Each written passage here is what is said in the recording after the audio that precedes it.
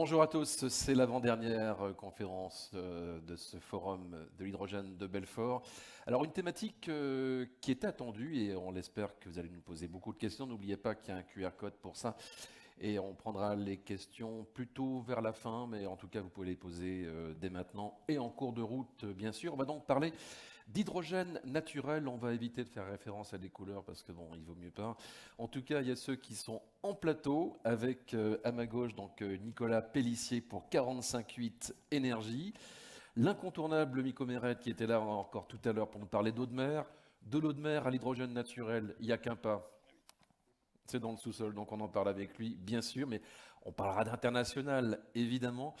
Olivier Lotte pour le groupe Engie, Storengy, qui est donc le référent hydrogène naturel. Et nous avons en ligne deux intervenants. Il y a Isabelle Moretti de l'Université de Pau et puis Vyacheslav Zgonik, qui nous fait l'amabilité également pour sa société d'être là avec nous. Il nous parlera un petit peu plus en détail tout à l'heure de ce qu'il fait donc effectivement aux États-Unis. C'est donc Natural Hydrogen Energy. Alors vous le savez, cette thématique d'hydrogène naturel, on en a beaucoup parlé cet été, notamment suite aux annonces qui ont été faites par rapport à un gisement en Lorraine.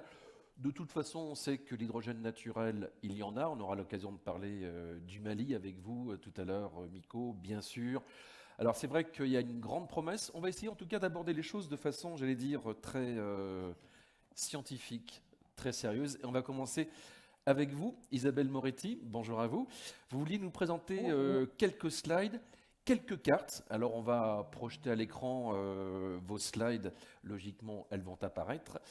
Et donc, ce sont effectivement la série des trois premières slides, si on peut les mettre sur écran.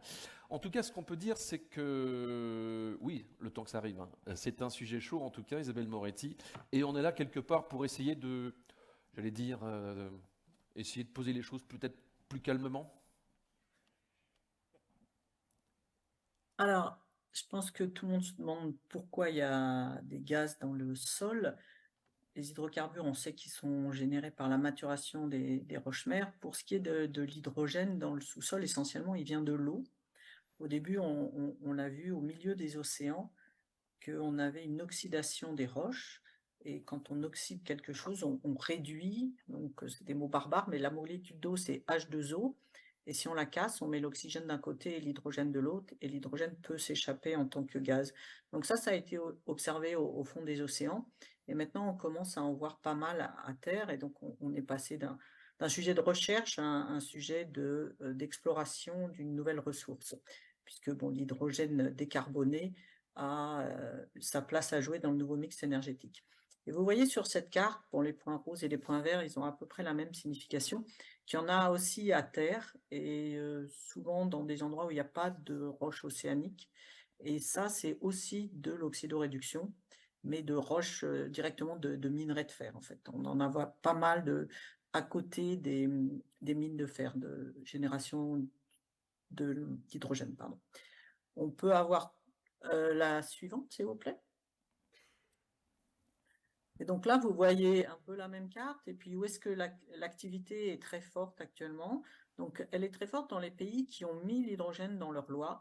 Et dedans, il y a la France, en effet, il y a l'Australie et il y a les États-Unis. Donc, c'est là que se concentre l'exploration. Et puis, vous voyez la flèche, enfin, l'étoile en Afrique. Donc, c'est le Mali où il y a une production d'hydrogène depuis une dizaine d'années. Il a été trouvé par hasard par des gens qui cherchaient de l'eau et il a été ensuite mis en production. Cet hydrogène est brûlé pour faire de l'électricité.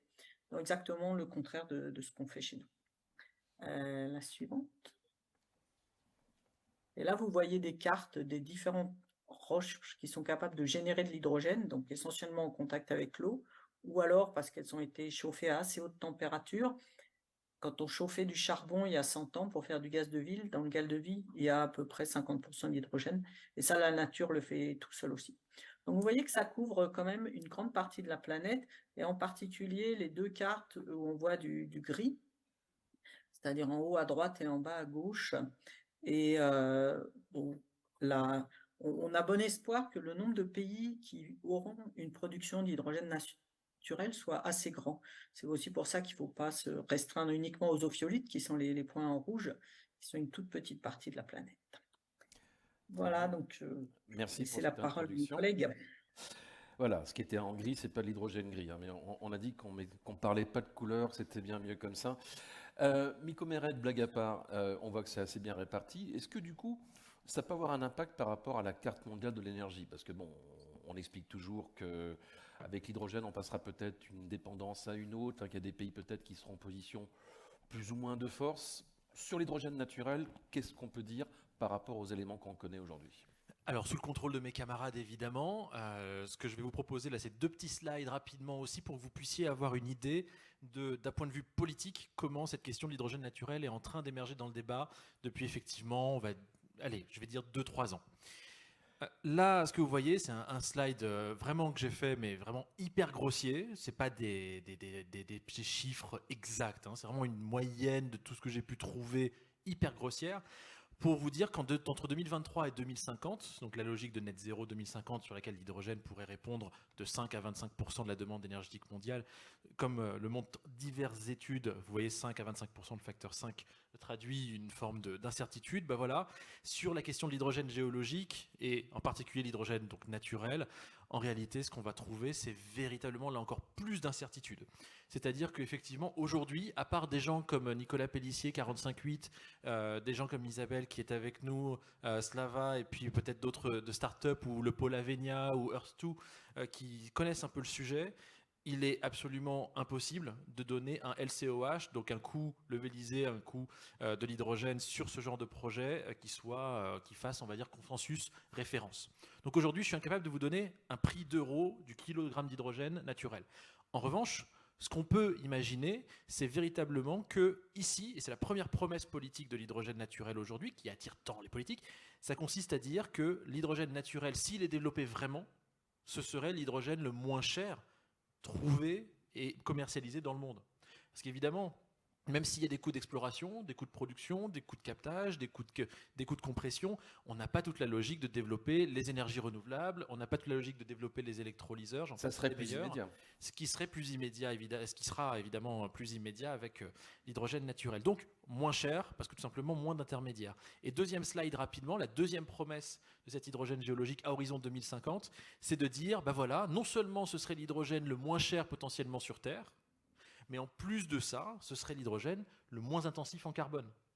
Et là, on trouve donc une combinaison de en fait, tout ce que les politiciens de la planète, qu'ils soient de gauche, de droite, écolo ou autres, cherchent, c'est véritablement cette idée de trouver une ressource, ou en tout cas une chaîne de valeur, qui puisse être à la fois pas chère, flexible, abondante, et en plus sans intensité carbone massive. Donc voilà un petit peu les deux promesses sur lesquelles effectivement on va commencer à débattre.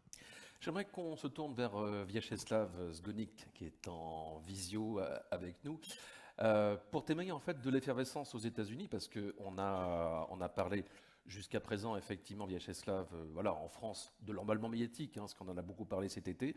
Aux États-Unis, bon, on a vu que même Bill Gates hein, s'intéresse notamment à Midebi dans une des sociétés qui cherche à prospecter. Tout d'abord, un petit commentaire pour compléter les informations que Mika vient de présenter, que l'hydrogène naturel, c'est une source primaire d'énergie. Et la dernière fois, quand l'humanité a eu l'opportunité de développer une nouvelle source d'énergie primaire, c'était il y a 100 ans avec l'énergie nucléaire. Donc, l'hydrogène naturel, c'est pas juste un autre type d'hydrogène d'une autre couleur, c'est une source primaire propre et renouvelable. Et donc, ce message est enfin compris par plusieurs pays. Les États-Unis font partie, bien sûr, parce que nous avons vu que récemment, le département d'énergie des États-Unis a fait une annonce de financement de recherche sur les technologies pour l'hydrogène géologique en général. Cette annonce va financer plusieurs projets en montant total de 20 millions de dollars. Donc, à part les startups qui sont financées par les fonds privés très respectés, très connus comme Breakthrough Energy Ventures, il a les entreprises qui commencent à apparaître et il a le financement public qui suit. Donc, c'est un message clair au capital privé que nous avons fait notre devoir, on a vérifié cette technologie, on croit à ce potentiel. Voilà, maintenant on avance, on se lance. Très bien, merci pour ces éléments. Olivier Lotte, vous représentez donc la maison Engie. On se doute bien que face à cette promesse, les énergéticiens regardent ça de très près. Oui, effectivement, on voit qu'on aura un besoin énorme d'hydrogène. Donc, l'hydrogène naturel, pour nous, fait partie des sources potentielles d'hydrogène pour décarboner nos activités. Donc, on regarde l'hydrogène vert, c'est sûr, mais l'hydrogène naturel présente vraiment de nombreux avantages qui ont été présentés par Mika. Donc, d'abord, il est peut-être présent dans de nombreux endroits aussi, comme l'a montré Isabelle. On le voit dans de nombreux pays, dans de nombreux bassins. Il a un coût, a priori, de production qui est très faible, parce que souvent c'est à terre, des forages peu profonds. Donc c'est ça qui nous amène à avoir des coûts qui sont très compétitifs. Et ça, c'est quelque chose qui va peut-être aider, faciliter en tout cas l'économie hydrogène, parce qu'on voit qu'encore il y a des blocages sur le prix de revient d'un hydrogène bas carbone. Et donc là, en offrant, je dirais, un hydrogène bon marché, entre guillemets, ça va permettre de développer les usages, dans un premier temps, les infrastructures dans un deuxième temps, et donc aider globalement, je dirais, l'utilisation de l'hydrogène pour décarboner nos activités. Alors Nicolas Pellissier, on va parler avec vous de 45.8 Énergie, parce qu'effectivement, il y a déjà quelques permis qui ont été octroyés. Alors la question qu'on peut se poser, c'est est-ce qu'à Belfort, en Bourgogne-Franche-Comté, il y en a aussi? Il n'y a pas que la Lorraine, a priori. Plus sérieusement, vous êtes de plus en plus nombreux en fait sur ce marché et bon, vous avez pu constater que le nombre de startups, j'allais pas dire explose parce que quand on parle d'hydrogène, c'est jamais très bon de dire ça, mais en tout cas augmente. Oui, tout à fait. Alors, nous, quand on s'est lancé 45.8 Énergie il y a 6 ans, à l'époque, au niveau mondial, il y avait à peine 4-5 sociétés. D'ailleurs, vous en avez 3 autour de la table, entre Engie, NH2E et nous-mêmes. Aujourd'hui, c'est plus d'une quarantaine. Donc on voit bien l'engouement. Au niveau investissement également, si on reprend ne serait-ce que les 3 dernières années, 20 millions sur la table mis en 2021, 200 en 2022, et là on est déjà à 350 millions à mi-année. Donc on voit l'accélération en cours, en ligne avec des découvertes ou des indices de plus en plus prometteurs qui laissent penser qu'on s'approche d'une découverte exploitable commercialement. Alors sur l'Europe, nous effectivement 45.8 on est centré surtout sur l'Europe avec des projets notamment au Kosovo où on a fait une découverte d'hydrogène naturel. Donc on a un petit puits qui n'est pas très profond, qui était historiquement là, qui faisait une centaine de mètres de profondeur, dans lequel sort de l'eau chaude et un gaz libre qui est composé à 30% d'hydrogène. Donc là, on voit bien les intérêts par rapport à les petits challenges par rapport aux autres couleurs de l'hydrogène. On a l'eau chaude et l'hydrogène, c'est bien quand même. Pas besoin de le fabriquer, pas besoin d'eau pour le fabriquer, pas besoin d'énergie anthropique, voilà, très faible empreinte surface. Sur la France, on a plusieurs permis qui ont été déposés par nous-mêmes et par des confrères. On a des permis dans le sud-ouest, au niveau des Pyrénées. On a des permis au niveau de la Lorraine qui ont été déposés, dans le centre de la France également. Alors nous, on a aussi un permis dans le Doubs, 306 km², 58 communes à l'ouest de Besançon, qui est plutôt centré sur l'hélium, une autre des ressources que 45.8 explore depuis le début de son activité. Mais en fait, on est dans un contexte géologique où on s'attend à avoir potentiellement une petite fraction d'hydrogène naturel, puisque historiquement, au début du XXe siècle, il y a eu un forage qui a découvert de l'hydrogène naturel en France, dans le Bugey. Et géologiquement, en fait, on est dans un contexte qui se ressemble beaucoup dans le Doubs. Donc voilà. Est-ce qu'on peut dire que maintenant, on a des preuves scientifiques de l'existence finalement de cet hydrogène naturel? Oui, je pense qu'aujourd'hui, il faut être très clair. On n'est plus du tout dans le domaine du fantasme. L'hydrogène naturel, l'existence de l'hydrogène naturel, c'est prouvé de multiples manières et c'est de manière irréfutable. L'hydrogène existe à l'état naturel. Bien sûr, c'est du dihydrogène.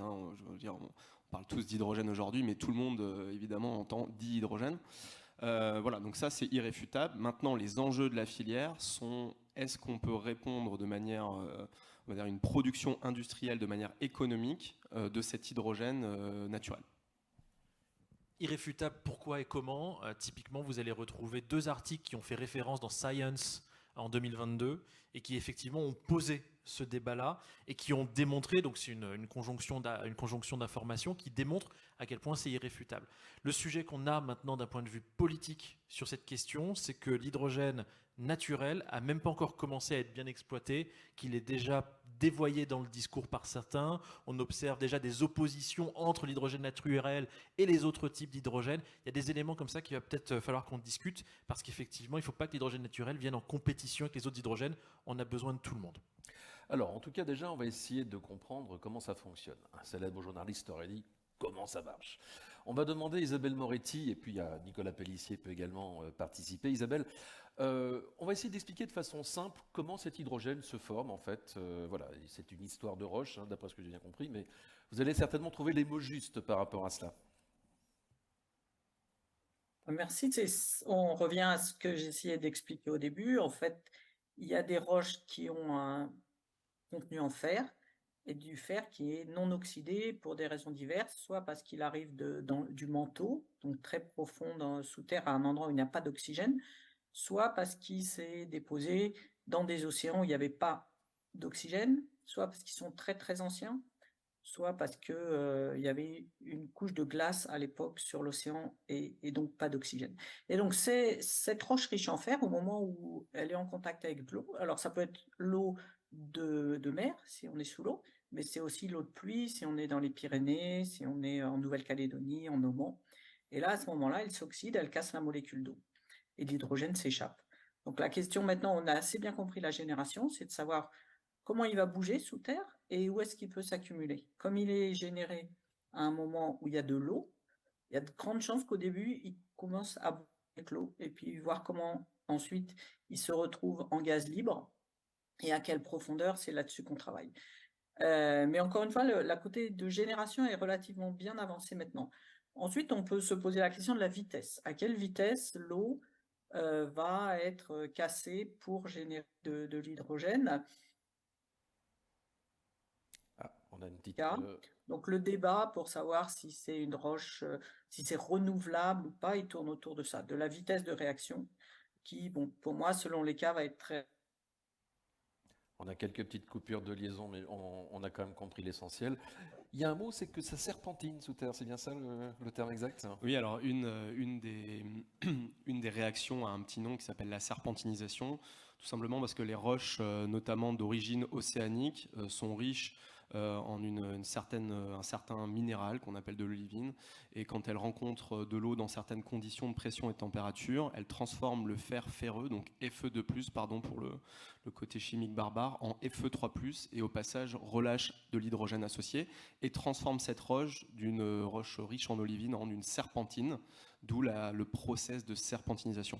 Et en fait, ces roches océaniques, on peut les retrouver bien sûr en mer, mais à la faveur de la tectonique des plaques, on les retrouve à terre aussi, dans des chaînes de montagnes plus ou moins anciennes, plus ou moins enfuies, ce que disait Isabelle à l'instant. Et au-delà de ça, il y a d'autres thématiques d'hydrogène, de roches riches en fer ferreux, déposées dans d'autres contextes qui peuvent tout à fait être transformées en fer ferrique et donc générer de l'hydrogène au passage.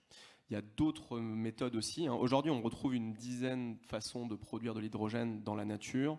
Il n'y en a que 2-3 qui tiennent la corde pour des volumes qui seraient considérés comme économiques, hein, en tout cas industriels.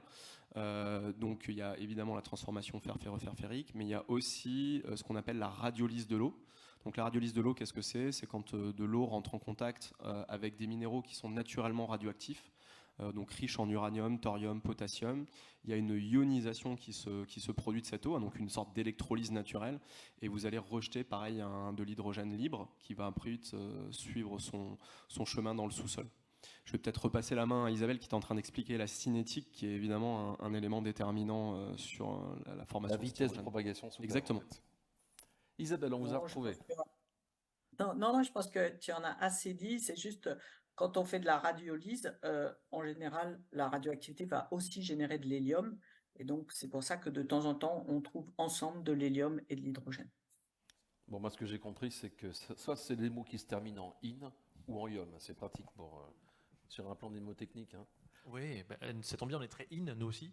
Et du coup, le sujet que Isabelle vient d'évoquer à l'instant, quand on a en plus du coup des concentrations en hydrogène et en hélium. C'est doublement intéressant d'un point de vue business.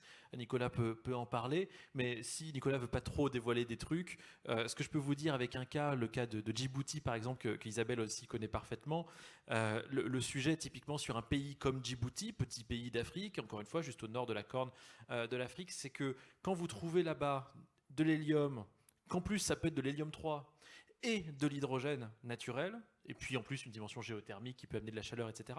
Vous avez d'un point de vue business, 2 business cases qui émergent. Le business case de l'hydrogène naturel, intéressant, super, cool. Et vous avez aussi le business case donc, de l'hélium 3 qui est le meilleur composant pour débuter une réaction, pour développer de la fusion nucléaire de nouvelle génération. Et quand je dis fusion nucléaire de nouvelle génération, c'est en opposition à la fusion nucléaire qu'on travaille par exemple sur le programme ITER, qui est faite à partir de deutérium. Donc de fait, ce sont des molécules qui sont extrêmement intéressantes d'un point de vue business, parce qu'aujourd'hui, une molécule d'hélium 3, c'est 2 millions de dollars le kilo. Donc de fait, à part aller le chercher sur la Lune, aujourd'hui, il y a des intérêts, notamment américains, autour de la fusion, qui s'intéressent donc à Djibouti aussi pour ça, hélium et hydrogène. Je comprends mieux maintenant pourquoi vous cherchez de l'hélium. Oui, alors même sans aller chercher l'hélium 3, qui est effectivement un cas complètement particulier, hein, mais qui mérite d'être mentionné. L'hélium 4, donc c'est l'hélium qu'on utilise au quotidien. On ne se rend pas compte, mais si on l'enlève, il y a beaucoup de choses dans notre vie qui disparaissent. Hein. C'est déjà l'électronique de pointe, semi-conducteurs, fibre optique. Donc déjà, on enlève tout ce qui fait les médias autour de nous maintenant. C'est le médical, IRM médical, etc. C'est aéronautique, aérospatial, recyclage de métaux stratégiques. Donc en fait, cette petite molécule est ultra stratégique. D'ailleurs, elle est classée comme telle sur la liste de l'Union européenne. Et en Europe de l'Ouest, c'est bien simple, on importe 100% de nos besoins, essentiellement US, Qatar et Algérie. Donc on voit bien les enjeux de souveraineté et évidemment de prix, parce qu'on est face à des pénuries systématiques sur l'hélium, sur un gaz qui ne se stocke pas bien durablement. Et donc on a besoin de sécuriser de l'approvisionnement local. Donc effectivement, les deux, hélium et hydrogène naturel, c'est un peu jackpot. Pour peu qu'il y ait en plus de la géothermie et qu'on puisse faire de l'énergie dedans, là vraiment on a une valorisation conjointe qui est très intéressante. Je profite du fait qu'on a Isabelle Moretti en ligne, on va peut-être parler du Mali, parce que c'est vrai que c'est l'exemple qui est le plus connu. Et donc, je vais partir de ma connaissance un chiffre, c'est qu'en fait on a une douzaine de puits, c'est ça, qui sont maintenant, même peut-être encore plus. Oui, il y en a plus. Ce qui se passe, c'est un pays qui est victime de l'insécurité, de la politique ou de l'absence de politiciens, comme vous voulez. Donc, ils ont trouvé de l'hydrogène en cherchant de l'eau. Monsieur Diallo a réussi à transformer ça en une découverte justement de ressources naturelles et il a bien aidé à que ça se développe partout sur la planète. Et puis là, il n'arrive pas trop à développer son champ à cause de l'environnement et de l'insécurité. Mais en tout cas, ils ont fait une vingtaine de puits. Le premier de découverte était vers 100 mètres de profondeur. Donc ça fait un hydrogène vraiment très, très peu cher. Et ce qui est intéressant, c'est que ça a fait voler en éclats plein d'a priori à dire qu'il ne pouvait pas y avoir de couverture. Donc c'est une roche qui est assez imperméable pour arrêter le flux du gaz. Et de fait, quand on va là-bas avec un détecteur au-dessus du réservoir, il n'y a pas d'hydrogène, donc il y a bien des couvertures pour l'hydrogène. Et là, les derniers papiers qui sont en train de sortir, ils montrent qu'il y a 4 réservoirs et que certaines des couvertures sont des dolérites, d'autres sont des argiles. Donc en fait, on a un système complet, génération, accumulation et couverture qui fonctionne là-bas et qu'on peut maintenant rechercher dans d'autres endroits de la planète. Donc c'est très bien pour le Mali malgré tout qu'il y ait ces puits. Et en tout cas, c'est une promesse peut-être qu'en Afrique, on en trouve d'autres. Hein. C'est tout le sujet. C'est-à-dire qu'effectivement, ce qui s'est passé au Mali, M. Diallo fait aussi de la politique. Il a été numéro 3 à la présidentielle de 2016. Depuis, il est en exil pour des raisons évidentes de junte militaire. Le sujet du Mali, c'est qu'il y a un potentiel qui est énorme. Pour le coup, ce sont vous autres, chercheurs français, qui l'avez trouvé, qui l'avez quantifié. On peut citer Alain Prinzhofer aussi, qui n'est pas avec nous, par exemple. En tout cas, il y a une expertise française qui s'est exprimée au Mali. Et ce qui a été frappant, ça a été de voir sur les 2-3 dernières années, quand Wagner essayait de porter des fake news au Mali pour tout simplement continuer à saboter, à saper la présence française, à créer une mauvaise image française au Mali, il disait exactement ça. Qui a trouvé l'hydrogène ? C'est des Français. Pourquoi les Français sont là? C'est pas pour Al-Qaïda, c'est pour garder l'hydrogène, ils veulent faire comme avec le pétrole. Il y a eu ce genre de messages-là, qui ont aucun sens. Ça fait rire Isabelle, bien sûr, parce que ça n'a aucun sens dans la réalité. En tout cas, c'est pas notre réalité, mais ça a déjà été instrumentalisé politiquement, c'est ça mon point. Et en ce qui concerne donc ce champ Bouraké-Bougou à 60 km au nord-ouest de Bamako, on pourrait tout à fait imaginer que Bamako soit décarboné. On pourrait tout à fait imaginer que le Mali développe une chaîne de valeur exportation, bien que ce soit un pays enclavé. C'est évidemment pas le cas pour des raisons de stabilité locale. Dernier point, ce qu'on a vécu au Mali et ce qui est en train de se faire à Djibouti dans le même ordre de grandeur, même si c'est évidemment pas le même type de régime politique, eh bien tout simplement ça génère effectivement des intérêts au Maroc, en Mauritanie, en Angola, en Afrique du Sud. En fait, en Égypte, il y a des endroits où on ne sait même pas s'il y a de l'hydrogène naturel ou pas, mais les porteurs de projets hydrogène locaux et les politiciens sont en train de dire il faut regarder, il faut regarder, il faut regarder. Alors, il y a une question qui nous est parvenue de la salle, donc c'est quels sont les gaz qui remontent en même temps que l'hydrogène naturel? Alors, on a parlé de l'hélium, etc. Donc, est-ce que c'est facile de séparer ces différents gaz et de garder que l'hydrogène avec un niveau de pureté qui soit... Alors, effectivement, les gaz qui remontent habituellement qu'on trouve, parce qu'effectivement le sous-sol aime bien les mix, donc c'est effectivement hélium, azote. Donc l'avantage de l'azote, c'est qu'il se sépare très très bien et qu'on peut le relâcher à l'atmosphère sans problématique, puisqu'il y en a déjà 79% dans l'atmosphère. Donc c'est un gaz qui se gère très bien, même s'il n'a pas une vraie valeur marchande intéressante. Il arrive parfois qu'on ait un petit peu de CO2, et donc il se gère aussi de certaines manières, donc on en a parlé beaucoup ce matin, un peu de méthane aussi, parce que justement quand on mélange du CO2 et de l'hydrogène dans des conditions de pression, de température bien particulières, on peut créer du méthane, recréer du méthane, donc ce qu'on appelle du méthane abiotique, donc qui n'est pas d'origine comme le méthane pétrolier de matière organique maturée, mais qui est d'une origine donc complètement abiotique, mais qui existe. Donc voilà un peu les triptyques de gaz habituels qu'on est amené à croiser dans le sous-sol. C'est peut-être justement ce qui vous intéresse chez Engie. Oui, et puis on peut dire qu'à Bouraké-Bougou, là au Mali, dont on parlait tout à l'heure, l'hydrogène arrive à 97% de la composition du gaz. Donc c'est déjà quand même l'élément majeur du gaz. Et ce qu'on va aller chercher effectivement dans nos recherches, c'est l'endroit où préférentiellement va se piéger l'hydrogène. Donc on va naturellement éviter les zones où il va y avoir un peu trop d'azote ou d'autres gaz pour se concentrer sur des accumulations qu'on espère trouver dans le sous-sol qui auront cette teneur à forte concentration en hydrogène. Très bien, mais peut-être... alors Isabelle, vous voulez dire un mot peut-être? Oui, je voulais juste rajouter que la moitié de l'hydrogène actuellement est utilisée à faire de l'engrais. Et de l'engrais, c'est de l'azote plus de l'hydrogène. Donc le fait de trouver de l'azote avec l'hydrogène, c'est pas forcément dramatique économiquement parlant. Très bien. Ça peut être souvent une bonne nouvelle. Merci pour cette précision. On va se tourner vers Vyacheslav Gonik pour justement peut-être aller un peu plus en détail sur ce qui se passe aux États-Unis, les États justement où potentiellement on peut trouver de l'hydrogène et peut-être d'autres gaz d'ailleurs au passage. Vyacheslav, vous êtes toujours là? Les États-Unis sont un tout petit peu en retard par rapport à d'autres régions, par rapport à l'Europe et l'Australie, qui sont à plan de vitesse, on va dire, pour le développement d'hydrogène naturel. Ils se sont compris qu'ils étaient un peu en retard et ils font attraper le retard très vite. Je pense que l'année prochaine, on pourra déjà voir plus de startups aux États-Unis, ou plus de sociétés en tout cas qui explorent aux États-Unis qu'ailleurs au monde. Donc, la société que je gère, que j'ai co-créée, Natural Hydrogen Energy, donc on était parmi vraiment les premiers à se positionner sur ce marché. Donc, nous avons foré le forage d'exploration il y a quelques années qu'on fait tester toujours jusqu'à présent. Ça rapporte beaucoup d'informations, beaucoup d'effets intéressants, des challenges techniques.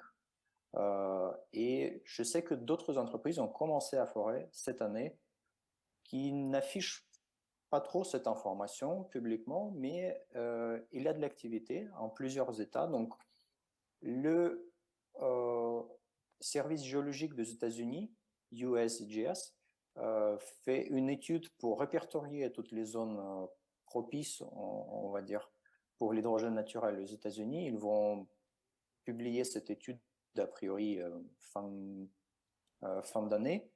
Donc, il y aura potentiellement 3 zones identifiées. Donc, la première zone où ma société est positionnée, c'est le RIB mid-continental. Donc, c'est la zone très riche en minerais de fer, comme Isabelle et Nicolas ont mentionné. Donc, il y a déjà des trouvailles accidentelles qui étaient répertoriées dans le passé dans cette région. Et après, il y a 2 autres régions qui sont très propices. Donc, c'est la côte atlantique entre New Jersey et Floride, qui présente beaucoup de structures de dégazage, de cercles diffusifs qui dégazent large quantité d'hydrogène. Et puis, il y a la zone en Californie où il y a le fameux San Andreas Fault, la zone de perméabilité dans la croûte continentale. Et il y a aussi plusieurs trouvailles d'hydrogène qui étaient déjà répertoriées, donc qui suscitent l'intérêt pour étudier cette région. Très bien, merci pour ces précisions. J'aimerais savoir, est-ce que les groupes pétroliers, gaziers, s'intéressent là-bas à cette nouvelle ressource?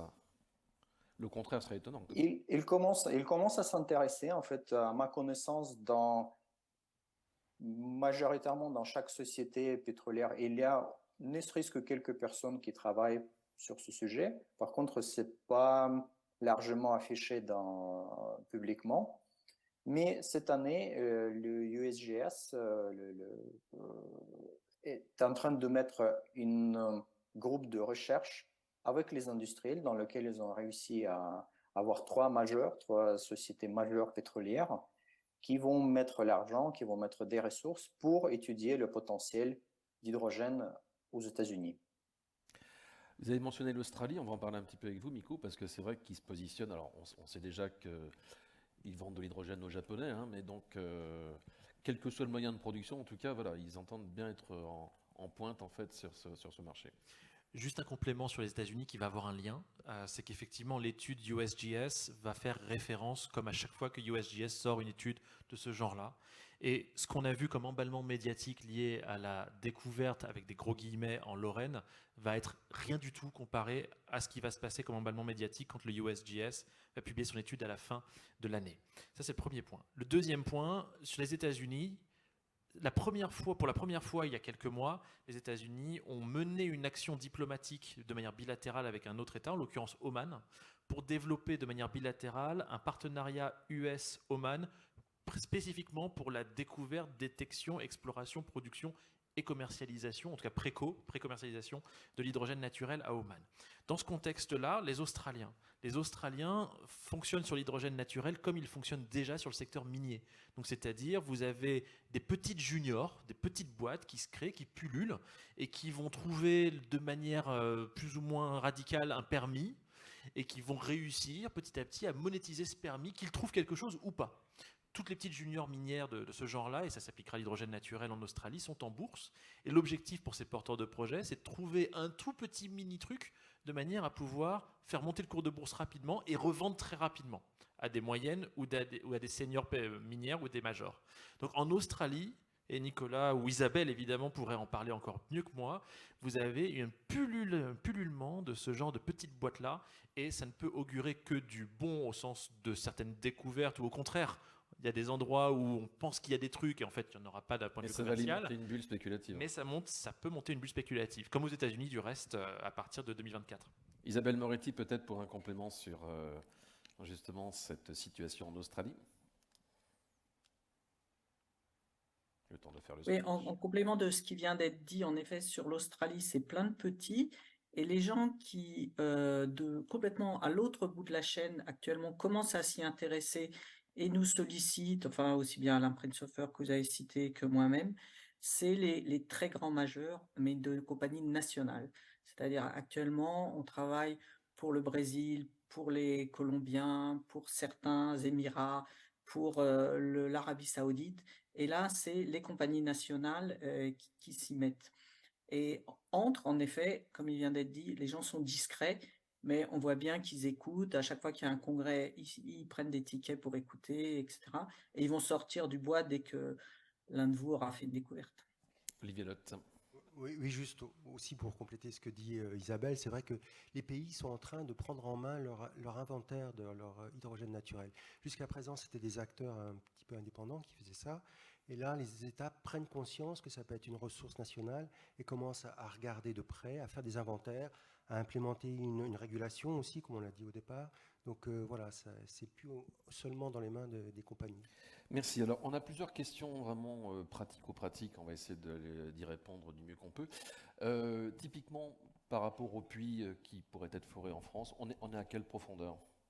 Alors, c'est très variable. Ça a été un peu dit tout à l'heure, hein, c'est-à-dire que l'avantage, c'est qu'on est sur une industrie qui est toute nouvelle. Donc, comme industrie toute nouvelle, comme l'industrie pétrolière du début du XXe siècle, on n'a pas tout de suite été foré à 4000 mètres de profondeur par 2000 mètres d'eau. On a commencé par Colonel Drake, 50 mètres en Pennsylvanie. Bon, l'hydrogène naturel, c'est un peu pareil. On va d'abord aller chercher les zones les plus faciles d'accès, tout simplement pour des questions de coût, hein. Forcément, si on trouve peu profond, ça coûte moins cher à produire, donc ça réduit encore les coûts. Et puis, ça réduit les expositions aux risques exploratoires. Donc en France, on a vraiment deux types de targets, des cibles qui sont plutôt à quelques centaines de mètres maximum, avec des forages qui sont très discrets, qui sont quasiment en tout point similaires à des forages à eau. Donc des forages à eau, il y en a 52 000 en France, hein, je le rappelle, donc c'est quelque chose de très très commun. Et effectivement, jusqu'à des targets beaucoup plus profondes qui là sont on va aller les chercher avec des appareils qui sont similaires à des appareils pétroliers. Je crois que vous avez en partie répondu à une des questions, c'est est-ce que ça peut impacter des milieux naturels? Enfin, ça n'a rien à voir qu'un puits de pétrole, par exemple, hein. Alors, l'ouvrage en question, oui. Après, la ressource en elle-même est très différente, hein. On est sur de l'hydrogène qui est complètement décarboné, hein, puisqu'il n'y a aucune molécule de carbone associée à cet hydrogène. Après, sur les impacts du forage, il n'y a pas d'injection, hein. On n'est pas sur de la fracturation hydraulique, la fameuse dont tout le monde parle sans trop souvent comprendre ce qu'il y a derrière. Voilà. Donc là, on est sur un gaz qui est extrêmement mobile naturellement. Donc quand vous faites un forage, vous allez tout simplement en surface, vous avez un bar de pression, hein, la pression atmosphérique, et puis en profondeur, vous avez une pression naturelle qui est créée par le poids des roches, et donc le gaz, lui, est comprimé naturellement dans le sous-sol, et donc quand vous créez un chemin entre cette surface à un bar et cette pression naturelle en sous-sol, le gaz remonte naturellement, donc sans pompage, sans injection, sans fracturation, sans rien du tout. Et après, pour séparer les gaz, qu'est-ce qu'il faut faire en fait? Alors là, on en a aussi un petit peu parlé ce matin. Il y a 3 techniques pour séparer les gaz. Ça dépend vraiment effectivement des composés. Donc il y a la technique de liquéfaction, hein. Tous les gaz ont un point de liquéfaction différent. Donc si vous abaissez progressivement la température, vous allez liquéfier certains gaz au fur et à mesure, hein, du mix gazeux en présence. La deuxième façon, c'est ce qu'on appelle l'adsorption, le pressure swing adsorption. Donc c'est un phénomène d'adsorption sur une autre surface, ce qu'on appelle vulgairement dans certains cas le filtre à charbon, hein, voilà.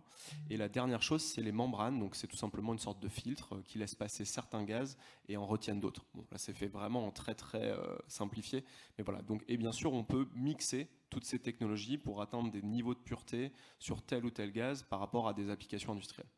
Une question peut-être pour Isabelle Moretti, parce que le public se demande mais combien de temps ça dure un puits. Bon, au Mali, ce qu'on sait, c'est que depuis que ça a été découvert, ça continue a priori. Oui, en effet, ça fait 10 ans qu'ils produisent, mais il faut voir quand même qu'ils produisent pas des très grandes quantités chaque jour. Ils en produisent un peu, qui est brûlé pour faire de l'électricité. Bon, là maintenant, je crois qu'ils ont amené une fuel cell sur place. Ce qui prouve aussi, c'est que quand il commence à y avoir des turbines à gaz qui acceptent de l'hydrogène pas très pur. Donc, si on veut faire de l'électricité avec, ça pourra se faire directement. Ce sera pas du tout l'utilisation habituelle. Mais ensuite, sur le Mali, vraiment, on ne peut pas dire actuellement si le réservoir, il se re-remplit, ça c'est clair, il se re-remplit, celui qu'on produit. Mais est-ce qu'il se re-remplit parce qu'il y a un énorme réservoir en dessous qui fuit dedans, ou est-ce qu'il se re-remplit parce qu'il y a une génération journalière qui est en phase avec la production? On ne peut pas dire.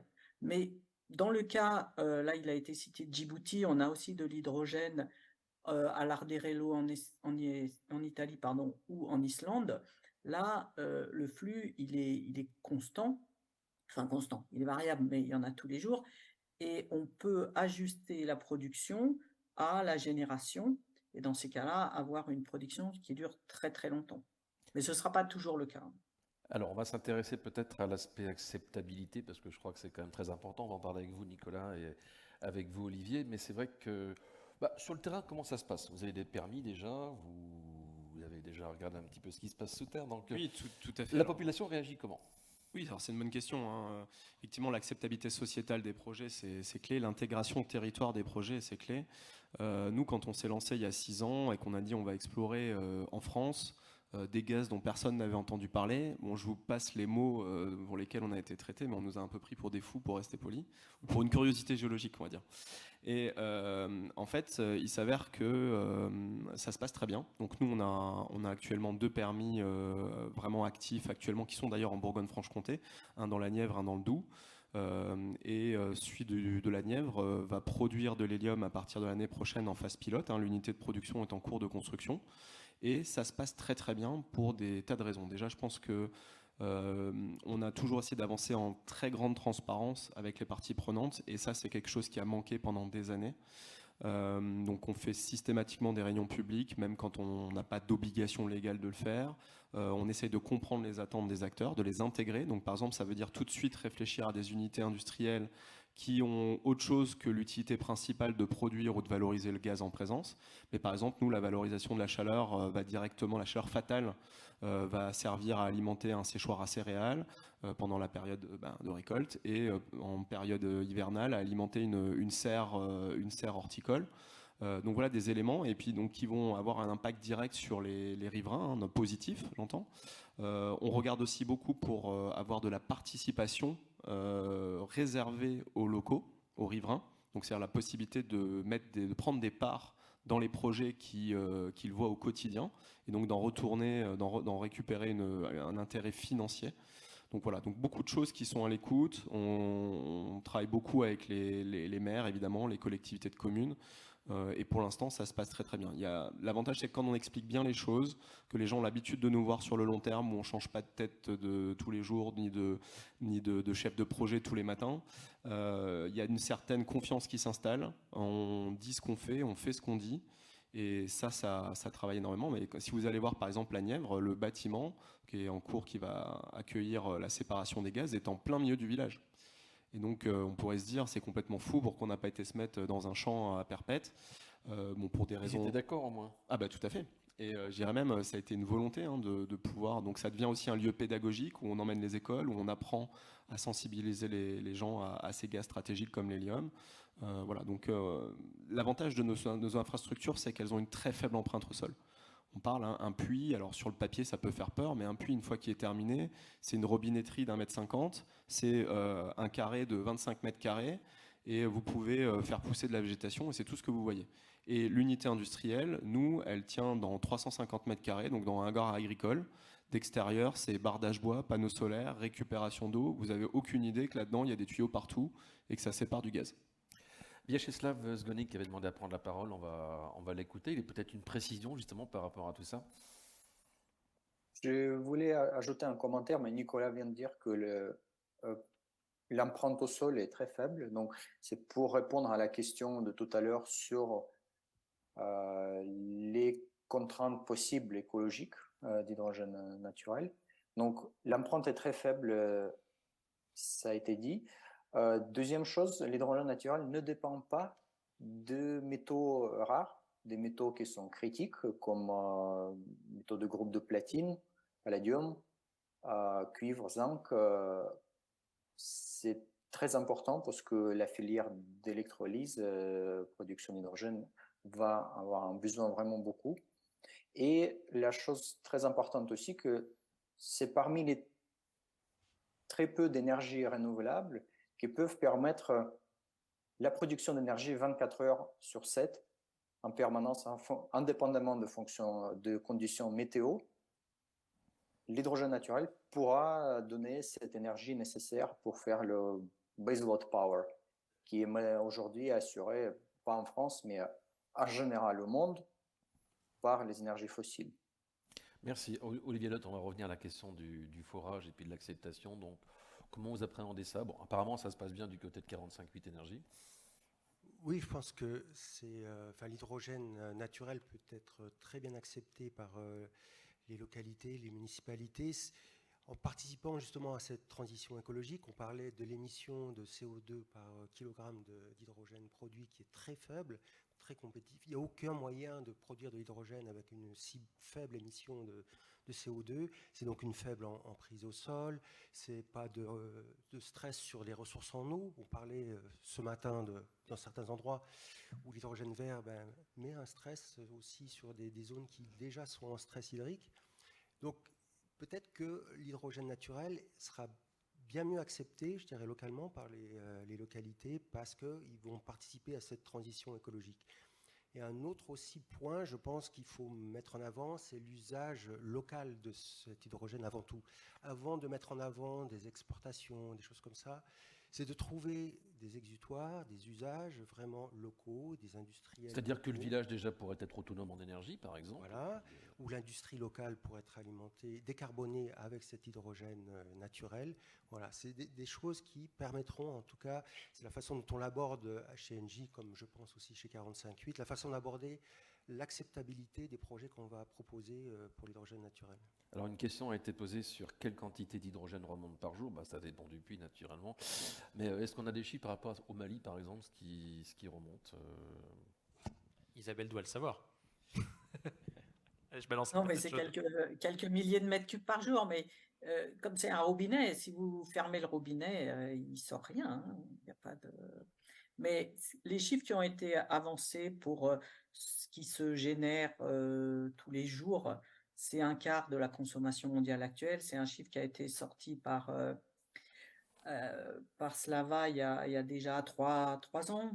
Depuis, on a quand même progressé sur le nombre de réactions qu'on connaît qui peuvent générer de l'hydrogène. Donc, ce chiffre est vraiment à revoir à la hausse maintenant, surtout si on tient compte des charbons dans la génération et de tout ce qui est oxyde de fer. Donc, la question, c'est quelle quantité on va pouvoir produire, où il y a assez d'une concentration d'hydrogène pour faire une production économique sur la ressource, parce qu'on appelle la ressource dans notre monde, c'est-à-dire ce qui est généré par le sous-sol tous les jours. Il y a largement de quoi faire tout l'hydrogène mondial. Juste aussi ou peut-être Nicolas aussi pourra en parler, mais c'est vrai que les productions qu'on peut attendre sont équivalentes aux puits, je dirais, de gaz traditionnels. Donc on peut s'attendre à ce que un gisement qui est à plusieurs centaines de mètres de profondeur puisse produire quelques dizaines de milliers de mètres cubes par jour. Oui, c'est exactement ça. C'est-à-dire que pour nous, un petit projet d'hydrogène naturel, c'est entre 2 et 3 000 tonnes d'hydrogène par an, donc c'est déjà un très gros électrolyseur. Les projets les plus sexy qu'on a spotés actuellement sont de l'ordre de la dizaine de milliers de tonnes, voire de plusieurs dizaines de milliers de tonnes par an, sur des durées qui peuvent s'étaler, voilà, comme le disait un peu, ça dépend de l'ajustement de la recharge, etc. Mais en tous les cas, à minima, sur plusieurs dizaines d'années. Pour revenir à la Lorraine, parce qu'on évoquait ça au début, ça a généré une certaine effervescence. Est-ce qu'on n'a pas un petit peu trop survendu sur un plan médiatique cette promesse qui se jette à l'eau? Alors, la réponse est oui, évidemment. Et en fait, c'est ce que je voulais répondre avant de rendre le micro à Olivier. L'idée, elle est assez simple, c'est que l'acceptabilité sociale de l'hydrogène naturel à ce stade, elle est peut-être même presque trop bonne, dans le sens où, quand on commence à voir deux éléments de réflexion. Première réflexion, l'emballement médiatique suite à ce qui s'est passé en Lorraine. Alors qu'en fait, on n'a rien découvert du tout. Je la fais très courte, rien découvert du tout. Et où tout le monde parle, y compris quand je dis tout le monde, c'est le président de la République, c'est des élus locaux de premier plan, je ne citerai pas de nom, mais qui sont en train de dire « c'est bon, pas de problème, on n'a plus besoin de faire l'hydrogène vert, c'est fini, on n'a plus d'investissement, il faut tout mettre là-dedans ». Alors ça va mettre un peu quelques années, bon, allez, on met tout en stand-by, et puis dans 4-5 ans, on met le paquet sur l'hydrogène naturel. J'entends déjà des gens de premier plan dire ça. J'entends déjà des gens en ministère dire ça. Et là, on a un vrai danger, pour deux raisons. La première, parce que ça tue la filière avant même qu'elle existe. Et si on tue la filière et qu'il n'y a pas de débouché, bah du coup, il n'y a pas de débouché non plus pour l'hydrogène naturel, c'est le premier point. Et le deuxième point, parce que de fait, on va trop loin. C'est-à-dire qu'on est en train, avant même d'avoir la moindre ressource, d'opposer des ressources renouvelables entre elles, qu'elles soient renouvelables naturellement, qu'elles soient renouvelables artificiellement, si je puis dire, avec les énergies renouvelables. Donc, l'acceptabilité, elle est peut-être trop bonne, et je vais aller encore un tout petit peu plus loin sur la question des territoires ultramarins. Il faut qu'on en parle, parce que d'une part... Ça faisait longtemps. Ça faisait longtemps, effectivement. D'une part, en Nouvelle-Calédonie, on a effectivement du potentiel. On va parler de potentiel, Isabelle, je parle sous ton contrôle, de potentiel, qui peut être important et qui attire nos amis japonais, qui attire nos amis coréens, qui attire nos amis chinois et qui s'est inscrit du coup dans les dynamiques par rapport à la question du référendum de l'indépendance sur la Nouvelle-Calédonie. Et de la même manière, ou plutôt de manière un petit peu différente, mais pour les Antilles, c'est pareil. Dans l'arc des petites Antilles, Guadeloupe, Martinique, sismique évidemment, on devrait trouver des ressources. Mais là, pour le coup, à Paris, bizarrement, le ministère des Outre-mer dit « Ah non, mais c'est pas du tout une priorité. » Et là, pour le coup, ça marche pas. Alors que la Nouvelle-Calédonie, parce qu'il y a le sujet de souveraineté, oui. Donc voilà, vous voyez qu'il y a déjà une politisation très forte du sujet avant même qu'on ait quoi que ce soit. Apparemment, en visio, quelqu'un avait cherché à prendre la parole. Après, moi, je peux éventuellement oui. revenir sur le cas, voilà. Le cas lorrain.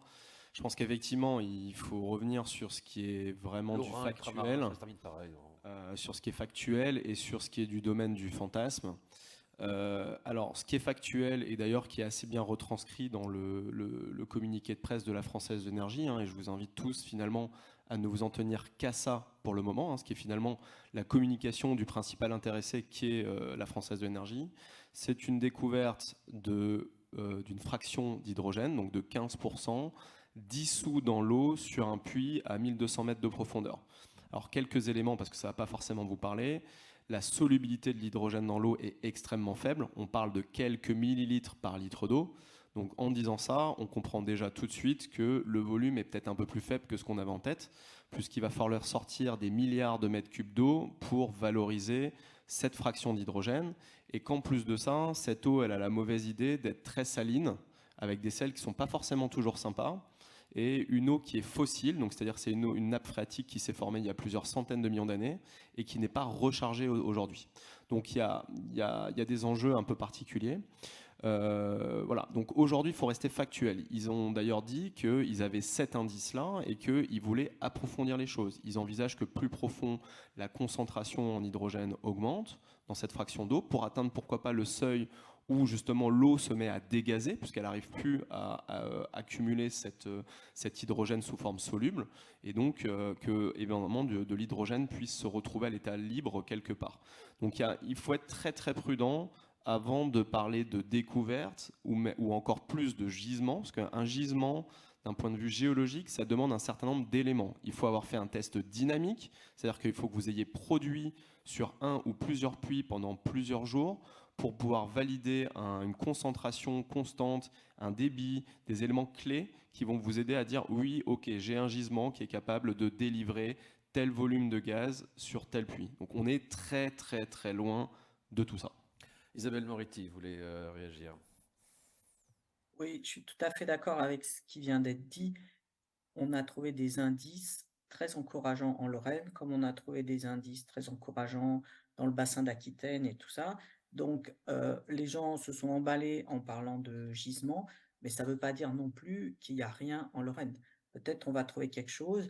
Le fait que ce soit dissous dans l'eau, ça veut dire que quelque part on génère l'hydrogène. Donc, peut-être on va trouver un gaz libre, comme on vient d'en parler. Donc, voilà, il faut pas dire trop. Enfin, tout n'est pas négatif non plus. L'emballement est un peu moyen au niveau de l'image que ça donne, mais donc on a une zone de plus en France où il y a des indices de génération d'hydrogène, et ça, globalement, c'est intéressant. Eh bien, c'est ainsi que va s'achever cette session qui était prometteuse et qui, je crois, a tenu ses promesses. On remercie encore tous les intervenants sur plateau et à distance. Merci à eux. Et on se retrouve à 15h30 pour la toute dernière table ronde. On parlera du télescopage des différentes technologies hydrogène. À tout de suite.